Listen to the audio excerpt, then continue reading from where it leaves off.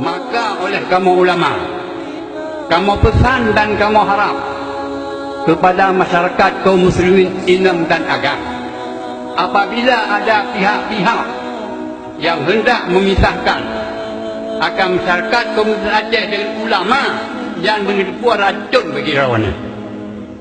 Nyo pesan ke tuan-tuan, cobalah perhatikan bagaimana kamu menyonya. Apakah kamu hanya di pada sanad kamu tidak? Tapi juga ada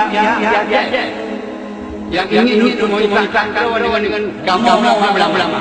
Tapi bila yang berbuatnya racun bagi rawanan. Apabila masyarakat kaum ulama adalah yang